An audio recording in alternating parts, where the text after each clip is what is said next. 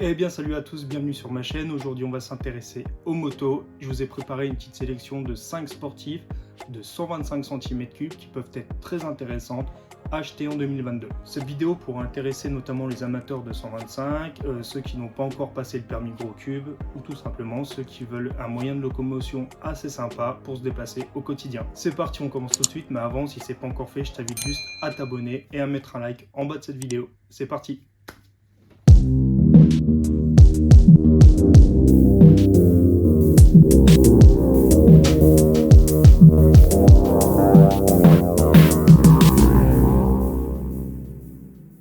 Derby GPR 125. Cette Derby est en fait la sœur jumelle de l'Aprilia RS4. Faut savoir que Aprilia et Derby appartiennent au même groupe, à savoir le groupe Piaggio. Cette Derby se part d'un moteur à refroidissement liquide, 4 soupapes, 4 temps, à double arbre à cam en tête et développant 11 kW, soit 15 chevaux à quelques 9250 tours minute. On est sur 124,2 cm3. Avec cette Derby, ne soyez pas pessimiste quant à la vitesse de pointe, comptez assez aisément, tablez sur 120 km/h. Son nouveau design est de très bonne facture, notamment avec ses lignes franches et saillantes, ses clignots très discrets ou encore son feu arrière à LED. Sa face avant ne laisse pas indifférent et son garde-boue ainsi que ses carénages lui donnent une allure très musclée, de quoi intimider même les gros cubes. Cet espagnol est doté d'une fourche inversée de 40 mm, accentuant la rigidité et donc le côté sportif. Son châssis ainsi que son bras oscillant en aluminium lui permettent de se vanter d'être fabriqué sur des matériaux nobles. Côté freinage, elle est très efficace, notamment avec son disque avant de 300 mm pincé d'un étrier radial à 4 pistons. À l'arrière, on est sur un disque de 218 mm à étrier double piston. Sa transmission 6 rapports ainsi que son instrumentalisation numérique très complète permettant d'afficher régime moteur à grave barre, trip total et partiel, une horloge, un chrono, un shift light et la vitesse max. Prix catalogue 4099 €.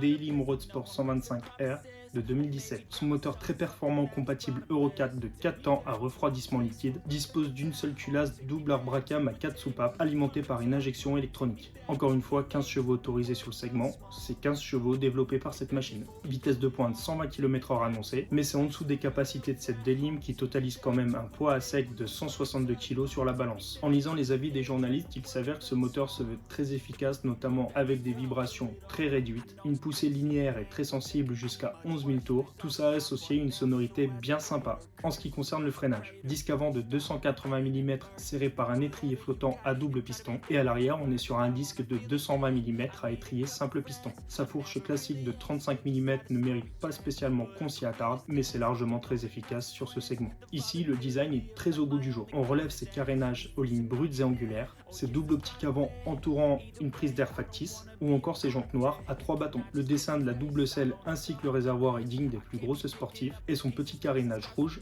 accroche le regard. La planche de bord très épurée et simpliste affiche néanmoins tout ce qui est nécessaire. Un gros contour central dans lequel vient s'insérer très minutieusement un compteur numérique de vitesse. Un petit écran numérique à droite vient vous renseigner sur l'heure, la température du moteur et de l'eau, 2 tripes et même pas courant, un indicateur à segment, 2 niveaux de carburant. Honda NSR 125R.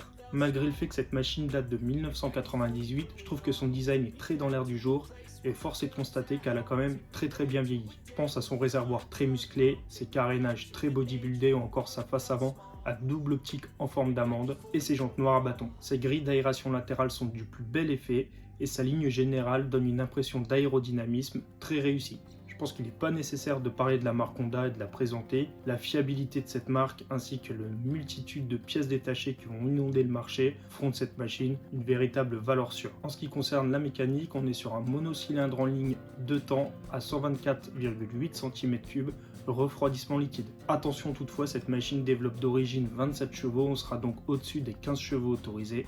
Il vous faudra donc la brider pour pouvoir rouler avec, sauf si vous disposez du permis gros cube, auquel cas ça sera bon, vous pourrez la piloter telle qu'elle.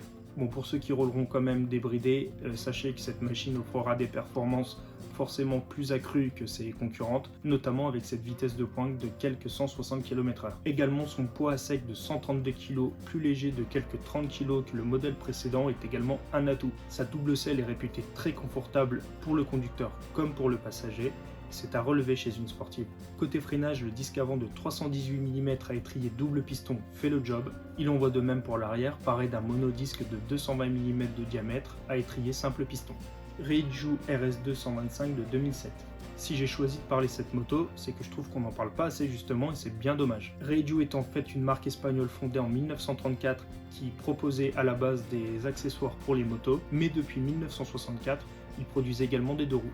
Côté mécanique, cette RS2 embarque un monocylindre 4 temps Yamaha à refroidissement à air et qui développe un peu plus de 14 chevaux. Si ce moteur n'a rien d'hyper sportif, cela sera compensé néanmoins par le faible poids de cette machine qui totalise les quelques 110 kg sur la balance. En ce qui concerne le freinage, on est en présence de deux disques de 280 mm à étrier double piston pour l'avant et un disque de 220 mm à étrier simple piston pour l'arrière. Son réservoir dispose d'une contenance assez faible, on est sur 10,4 litres, mais néanmoins ça sera compensé par la faible consommation de cette machine, on est sur environ 4 litres 20 au 100. Côté instrumentalisation, c'est très réussi, on est sur un gros contour central dans lequel vient s'insérer très minutieusement un compteur numérique de vitesse qui affiche également l'heure ainsi qu'un trip. Cet affichage propose également un témoin de réserve et de température moteur et d'huile. Quant au design général, j'ai pas grand chose à dire. Double optique avant en forme d'amande embarquant deux petites prises d'air, disque de frein au dessin très dynamique, carénage et garde-boue très angulaire inspirant sportivité, prise d'air latérale imposante, cette Reiju a bien fière allure.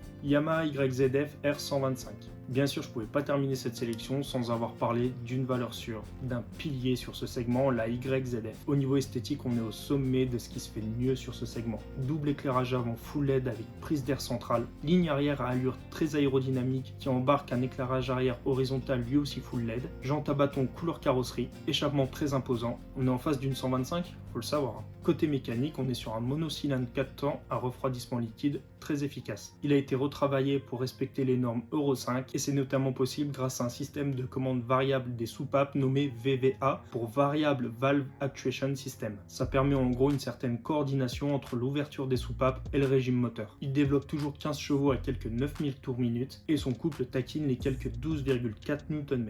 En ce qui concerne l'architecture de ce modèle, elle dispose d'un cadre Delta Box, d'une fourche hydraulique inversée de 41 mm et d'un bras oscillant en aluminium moulé. Côté freinage, il est très efficace. On est sur un disque avant de 292 mm de diamètre et son disque arrière fait 230 mm. Cette machine embarque notamment un système ABS. Son instrumentalisation de bord digitale est très complète, affiche même pour ce modèle de 2021 un message d'accueil personnalisé.